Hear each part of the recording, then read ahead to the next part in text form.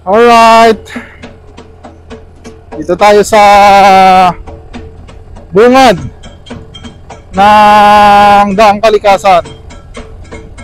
Yan. So bungad pa lang, pataas na.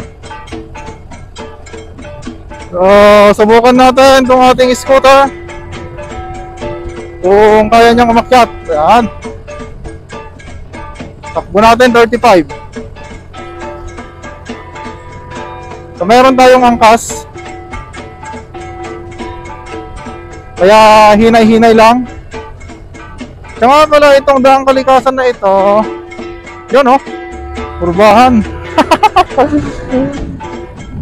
Daang Kalikasan na ito ay hindi pa siya totally open. Hindi pa siya totally open kasi itong daan na ito is from mga Taram, Pangasinan, tapos tatagos ng Santa Cruz, Zambales. Pero hindi pa siya totally tapos. Before pandemic, may start tong construction ng kalsadang ito. Halos 90% naman na, 90% tapos na. Meron lang talagang part na nasisira doon sa landslide, and yung tulay, ewan ko kung tapos na yung tulay. Ano, medyo malapit nang gumapang. Malapit nang gumapang yung ating scooter. Alright, so ito ata yung ginagawang resort o bahay ito. Daang Kalikasan. Technically, hindi pa siya open kasi nga naka-close doon sa bandang mga Taram. Yun, nakahinga rin ang ating motor. Ayan, ito yung resort. Close ang pasukan or entry point ng Daang Kalikasan doon sa mga Taram. Mga Taram, Pangasinan. Kaya kung gusto mong pumasok dito, either dumaan ka sa dito sa Santa Cruz, Zambales, o kaya pwede rin sa Aguilar, Pangasinan via Daang Katutubo. Pwede kang sumulpot doon. Kaya lang, ulitin ko, hindi pa pwedeng dumaan ang 4 wheels, mga kotse. Hindi pa pwede. Ano, halos mga construction ito. Wow. Hindi pwede ang kotse dito na lulusot. Kung mga sasakyan na mabababa ang gagamitin mo, hindi pa pwede. Yun. Kasi nga hindi pa totally simentado lahat. Mahirap namang buhatin yung sasakyan, ano. Buti kang motor, madali lang. Yun, oh. So dito pa lang meron ng pine tree. May mga pine tree na dito, oh. Actually, maraming daan na papasok dito. Kami nga nagaling Pangasinan sa Infanta, Pangasinan. Kami lumusot, ano? Hindi sa Santa Cruz, Zambales mismo. Yun. Daming pine tree.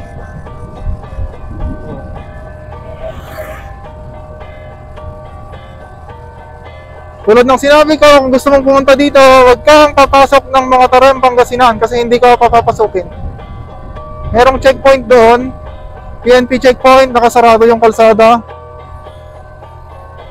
Hindi ka papayagan ng mga pulis. Maliban na lang kung meron kang permit, magti-tree planting. Kasi itong kalsadang ito, pinaghatian, sakop ng mga Taram, Pangasinan and Santa Cruz, Zambales. Actually, nag-open naman ito eh. Nag-open doon sa mga Taram, Pangasinan noong before pandemic. Before pandemic, nag-open yan. Alright, ganda mag-picture-picture dito. So ayan, stop over muna tayo. Ayan, ganda ng tanawin dito. Ayan o. Ang daming pine tree. Ayan. Maraming pine tree dito. So walang mga bahay dito. Pero sa bandang baba marami. Maraming bahay sa mga bandang baba. Pero dito, pag nakaakyat ka na sa mga akyatan, wala ka nang makikita eh. Mga barracks na lang ng mga nagko-construction worker dito, yung gumagawa dito sa kalsada. And may mga makakasalubong ka ng mga truck. Yan.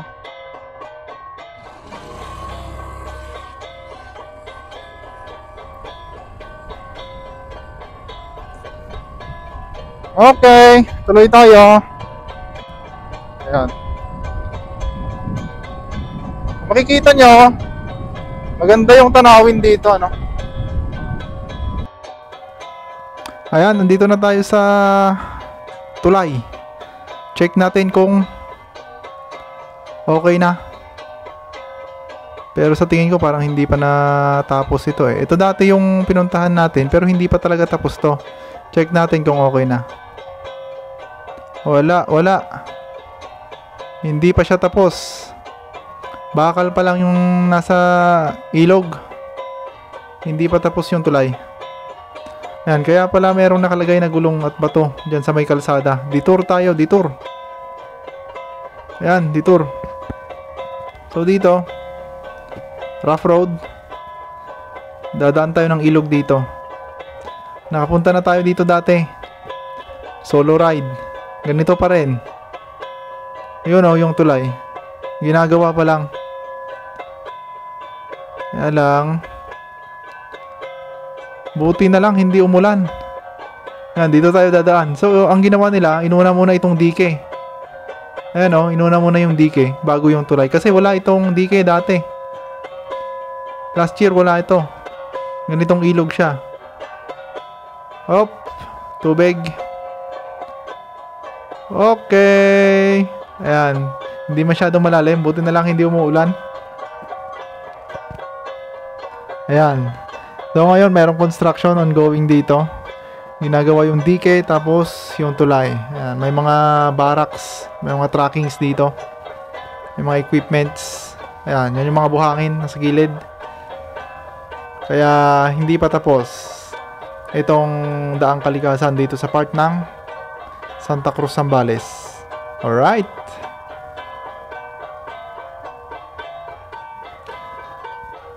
So ayun, dito ulit tayo sa rough road, ano? Pagkatapos nung mahabang kalsada na sementado, rough road ulit. Pero ito, sementado, kaya lang ganito pa rin to dati. Single lane. Hindi nila tinapos. Tapos nababakbak na yung kalsada. Nababakbak. Pero yung nadaanan natin kanina, yung kalsada niya maganda na, maayos, maluwang. Pero itong part na ito, ganito pa rin. Single lane na maraming bato sa gitna, kaya medyo madulas. At parang nasisira na, ano? Parang nasisira. Ayan. So dun sa dulo, kitang-kita natin yung daanan na dadaanan natin mamaya. Ayan o. Malayo. Sana nakikita nyo. Ayan o. Pero pag pumunta ka dito, maganda. Oops. Medyo lumalagotok na yung ating front shock, ano. Medyo mabigat. Mabigat yung karga natin. By the way, may ulitin ko, meron tayong back ride. May OBR tayong kasama. Ayan. So, naisipan lang namin na bisitahin itong daang kalikasan. Ulitin ko ulit. Hindi pa siya totally open, ah. And hindi lahat ng sasakyan passable dito. Mga kotse, kita nyo naman kanina yung mga rough road. Una pa lang yon. Ayan, kotse, mga lowered, hindi pwede. Yung mga naka-tie look na motor, mga Malaysian concept, hindi pwede yon. Stop over muna tayo, picture.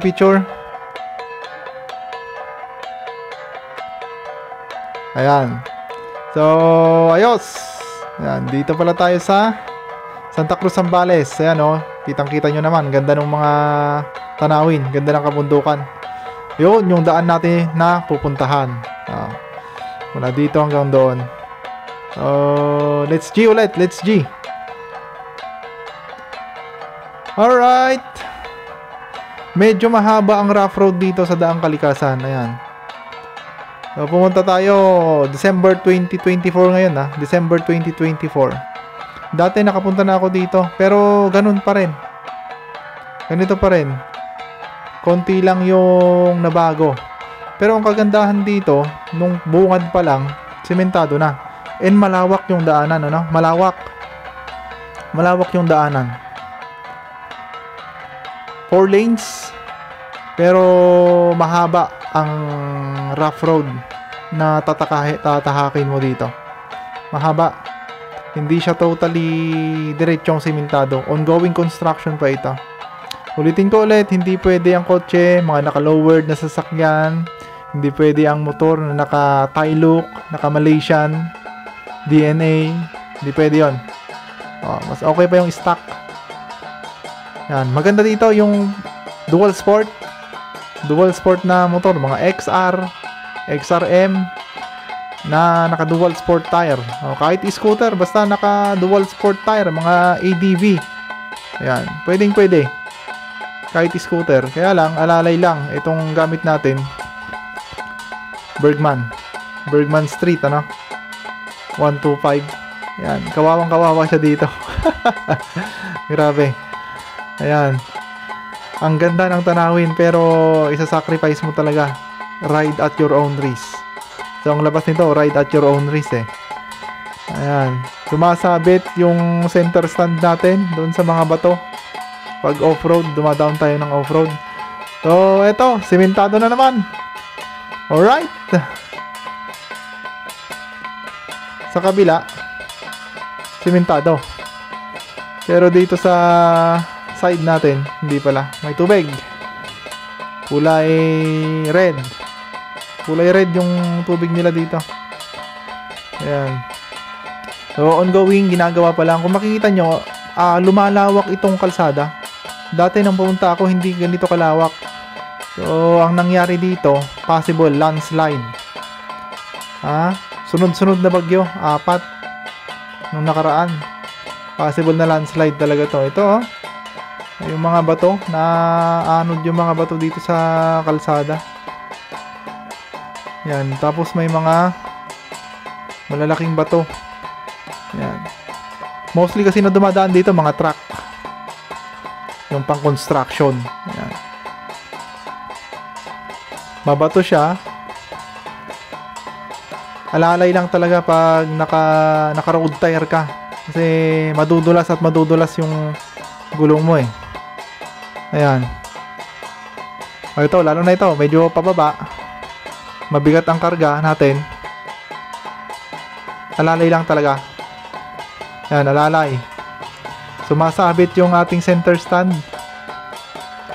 Ang kagandahan naman na itong scooter na gamit natin, mas mataas ang ground clearance nito. Ano, mabato. Ang hirap. Lumalagotok ang front shock. Lugi ang scooter talaga dito. Mas mataas ang ground clearance nito kaysa Honda Click. Ayan. Ayan. River crossing tayo. River crossing. Ayan. Malalim ba? Subukan natin. Oh. Ayun. Muntikan na. Muntikan nang hindi makaahon. Madulas. Mabigat yung karga natin. Tapos, pag akyat mo, off-road pa dito. Off-road. So far, hirap na hirap ang scooter. Hirap na tong scooter natin. Medyo may kataasan ang ground clearance nito, pero yung gulong, maliit na gulong sa likod. Luging-lugi sa malalaking bato. Lugi siya sa malalaking bato. Ayan. Single lane sementado sa bandang left natin, pero dito sa right wala, off-road talaga, pataas.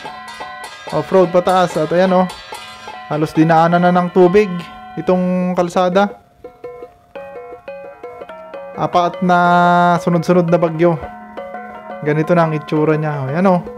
Halos ma-wash out. Ayan. Wash out sa ating lahat. Sa lahat ng scooter owner. Ayan. Mga Honda Click, Suzuki Bergman. Shout out sa inyong lahat. Ayun. So, etong daan na ito, pag pupunta kayo, ayan, hirap na hirap talaga yung motor natin eh. Pag pupunta kayo dito, huwag kayong dadaan sa mga Tarem Pangasinan. Kasi hindi kayo palulusutin. Naka-close doon. May pulis na nagbabantay doon. Dito, ang ginawa natin, dumaan tayo sa Infanta Pangasinan. Ayan, Infanta Pangasinan. Pwede naman doon sa Santa Cruz, Zambales. Ayan, susulpot at susulpot din dito sa Daang Kalikasan yon. Santa Cruz, Zambales, Infanta Pangasinan. Pwede rin doon sa pwede kang dumaan doon sa Aguilar, Pangasinan via Daang Katutubo, pero medyo mahirap yon. Kailangan mo talaga dual sport track. Ayan, yung malalapad ang gulong na pang off-road. Pag dumaan kayo doon, kasi medyo pataas na yun eh. Pataas na off-road din. Off-road ang dadaanan natin doon. Hindi siya totally maayos. Talagang maganda dito nga eh, pang trail. Ayan, kung gusto mong magpatakbo ng mabilis, yung pang trail na motor. Ayan, enduro. Ayan, tignan nyo naman yung daanan natin oh, puro bato. Puro bato, ayan oh. Halos nadudulas yung ating gulong. Ayan, kawawang scooter. Ayan. So, malayo-layo pa yung ating biyahe, ano. Kanina, sementado ang bungad. Off-road dito. Sumunod na off-road. Mahaba tong off-road na ito. Mahaba. And matagal din ang biyahe kasi ang takbo natin dito nasa G's lang eh. G's. Yan, kaya abutin tayo dito. Abutin ng ilang oras. 10 kph. Tapos mahirap ang daan.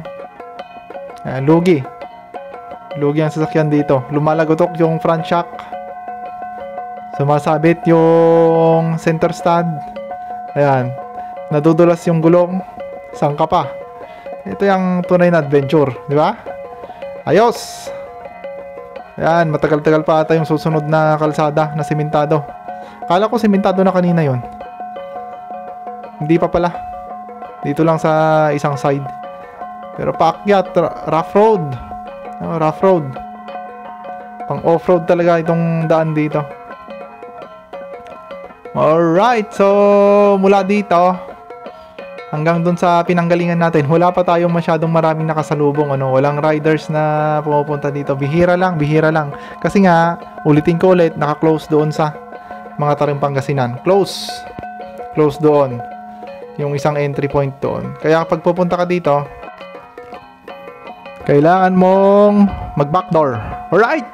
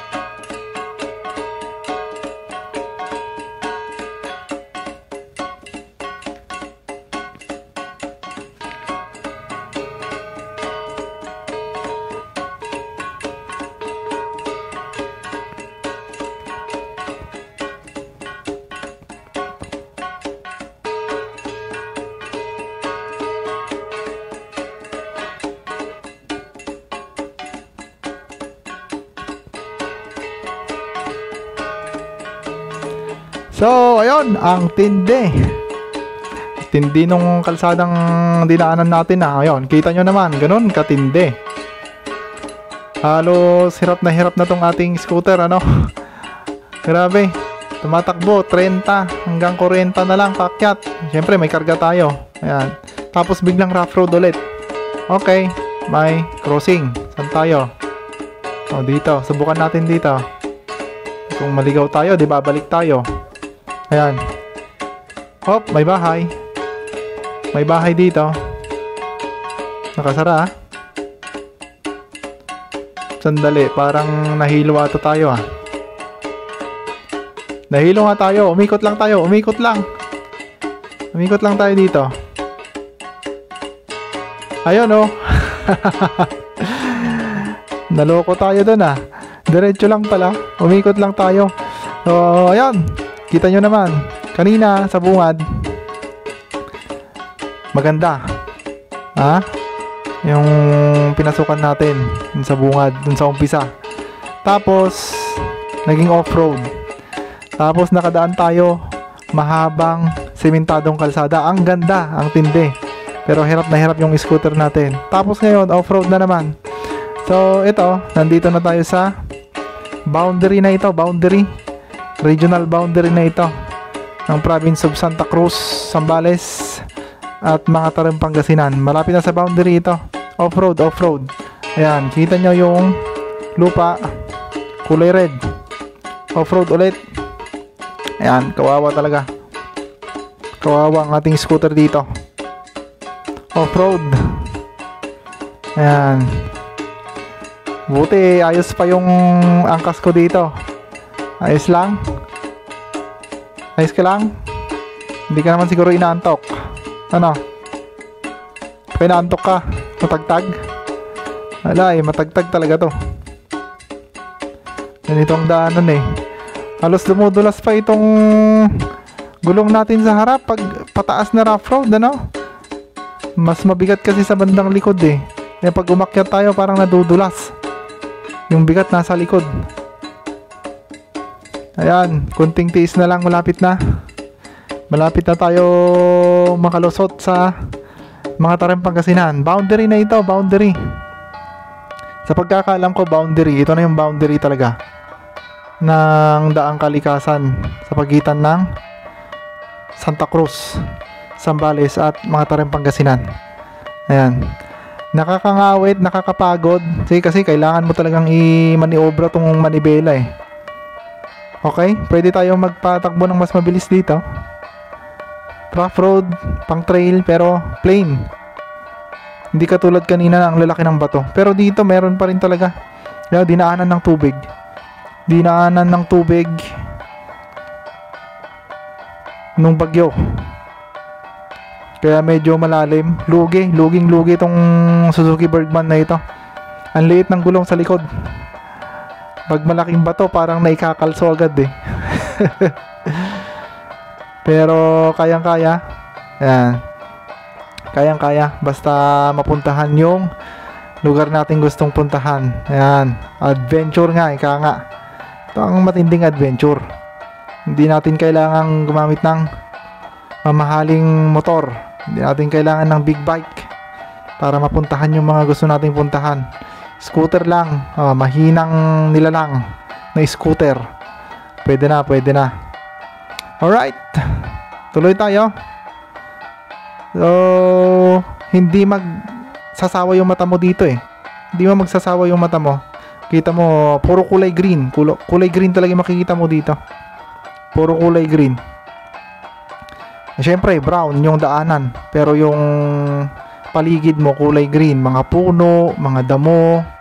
Ayan, dito naman sa kalsada, mahabang semento. Tapos mahabang rough road. Yan. Ito ang update natin dito sa daang kalikasan. Yan. Kaya sa mga gustong pumunta dito, ang advice ko sa inyo, tibay ng loob lang. Kasi wala kang madadaan ng bahay dito. Wala, lakas ng loob, tibay ng loob. Yan, wala kang madadaan ng bahay dito. Kung nasiraan ka, wala ka nang magagawa. Kasi tignan nyo naman, ganito ang daanan eh. Tapos mas maganda gamitin mo dual sport, kaya truck, mga elf, mga pick up truck, mga Hilux, mga Ford Ranger, mga ganon, mga Navara. Yan ang maganda dito na naka dual sport tire, hindi pang road, hindi pang road tire na yung maninipis. Sa motor mainam talaga, pang off-road, kaya dual sport na gulong. Kahit scooter lang, kayang kaya yan, makakapunta yan dito. Mas maganda magdala kayo ng kasama nyo para may nakikita kayo, kasi wala kayong makakasalubong dito. Wala pa kaming nakasalubong kanina, mula kanina doon lang sa bungad nakita mo yung mga nagko-construction, gumagawa ng kalsada. Pero dito sa bandang taas wala na talaga, wala kang makakasalubong dito. Ayan solong solo mo yung kalsada. Rough road nga lang. Di ba? Ayun. Grabe talaga. Sabit. May mga structure dito, mga bahay-bahay, pero parang wala namang tumitira eh. Naka-close, palagi naka-close. So kaya ito yung mga tinitirhan ng mga nag-uuling dito. O kaya mga namumundok, nagtatanim. Yan. Wala pang linya ng kuryente dito. Yung tubig, hindi ko alam kung merong safe water na pwedeng panligo, panglaba, pwedeng inumin dito. Wala, medyo isolated pa dito sa pinakatuktok, lalo na dito sa boundary. Ayan lalaki ng bato, grabe. Hirap na tong ating scooter. 10 kph ang takbo natin, 10 kph. Ganon kabilis. Ganon pala kabagal. Ang tindi. Ayan halos nadudulas yung ating scooter, yung gulong sa harap. Nadudulas siya. Kailangan mo talagang i-maintain yung pagmaniobra mo para hindi ka lumihis sa daan. Ayan. Dati hindi ganito to. Parang lumalim siya. Ayan na landslide, natabunan siguro ito tapos binuldozer lang. Taas ng lupa. Dati hindi naman ganun. Ayan, medyo may pababa ng konti. Parang nakikita ko na yung mga tarim. Ayun doon sa may bandang ulap. May mga ulap. Parang part na ng mga tarim yun. Eto na. Malapit na tayo. Ayan, malapit na pero grabe. Ang bagal ng biyahe natin. Pababa. Parang mas delikado pa ito. Parang mas delikado pa itong pababa kaysa doon sa paakyat, Kanina pa tong preno natin. Kanina pa yung preno natin. Preno ng preno. Kasi nadudulas eh. Nadudulas yung gulong. Kailangan nating ihanap. Ng mas maayos na dadaanan. Actually, wala talagang maayos dito kasi rough road. Kailangan mong dumiskarte. Ayan, sundan mo yung mga dinadaanan ng mga sasakyan dito, mga motor. Ayan. Kasi mas maayos yun eh. Dito wala. Ayan, kailangan mo talagang dumiskarte. Kailangan mong hanapin yung daanan na hindi ka madidisgrasya. Katulad nito, paano ka dadaan ngayon yan? Preno talaga. Kailangan mong preno. Gas, revolusyon, preno. Ayan. Pinababa muna natin yung ating kasama. Bumaba muna yung backride natin. Baba muna. Wala eh. Daanan na ng tubig yan. Wala, baba muna. Wala. Mahirapan tayo dito. Ayun. Yan, pwede na. Sakay ulit. So, yun. Hindi kinaya ng ating Bergman. Malalaki yung kanal na dinaanan ng tubig. Okay, let's G. Game ulit, game. Ayan. So, nakita nyo naman, ganon kahirap ang daan dito sa daang kalikasan, pag scooter ang gamit mo. Ayan. So, pinababa ko pa yung angkas ko kanina. Wala eh, kanal ng tubig yung dadaanan doon. Kaya hirap na to talagang scooter natin. Mahabang off-road ito. Pangalawang off-road na ito. Mahaba as in mabagal yung takbo natin. Mabagal yung biyahe. Sobrang bagal. Sobrang tagal. Doon ka mapapatagal eh. Doon sa oras mo talaga. Ganito ba naman ang daanan mo? Ayan o, na-landslide to. Nag-landslide dito. Inayos lang siguro to ng bulldozer. Ayan o. Oh. Tingnan nyo sa gilid. Magkabilaan. Lupa yan eh, lupa. Wala naman yan ganyan dati. Natabunan siguro to dati. Inayos lang para lang makadaan. Ayan o. Oh. Wala. Ride at your own risk talaga. Parang may nakikita ako dito sa bandang harapan. Ayan o. May structure dito. Eto na ata. Eto na yung kampo. Mga taram na to. Mga taram. Ayan, may flag ng Pilipinas. Eto na ata yung kampo. Oh, ito na yun. Ito na yun. Ito na yung junction. Yan, dyan sa bandang left. Yan, dyan sa bandang left. Yan yung papuntang Daang Katutubo.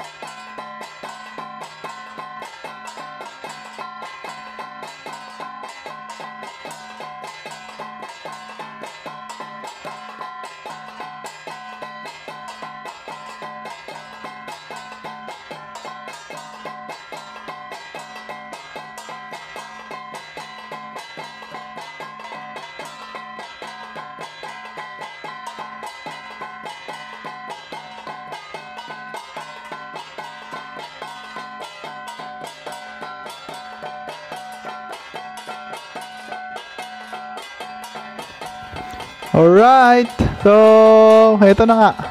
Dito na tayo sa view deck. View deck na to. Daang Kalikasan view deck.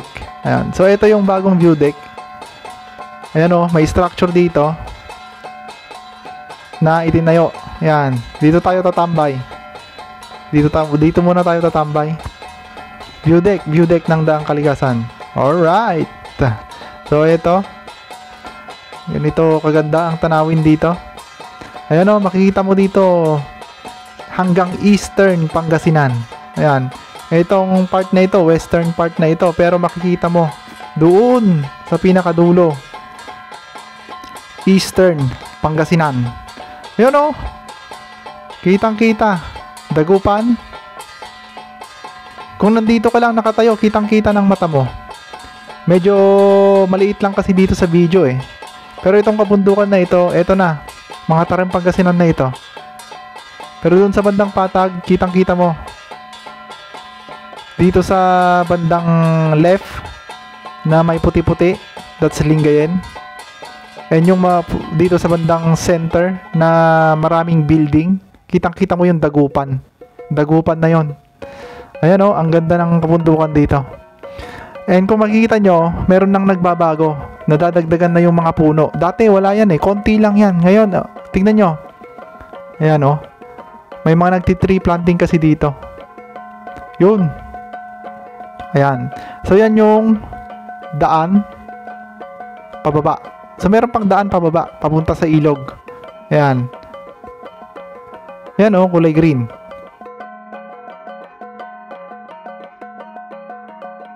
Alright, so ito na nga yun. Daang Kalikasan. Alright, so yan o. Yun. Kitang-kita ang kabundukan ng mga Tarim. So, maganda dito. Hindi na siya katulad dati na open na open. Ang daming pumupunta dito. Ngayon halos wala ka nang makasalubong. Yung mga nagtatrabaho na lang dito sa kalsada at yung mga nandito, naka-assign dito sa kampo. Ayan. Bihira na lang dumadaan dito kasi nga close pa. Hindi talaga pinapayagan ng LGU ng mga tarim na lumusot dito o dumaan dito. Kaya kung gusto mong dumaan, ayun, doon ka sa Santa Cruz, Zambales. Ayan. Infanta, Pangasinan, pwede rin doon. Ayan. So, alright, hanggang dito na lang ang ating kwento ngayong araw kasi pauwi na tayo. Alright.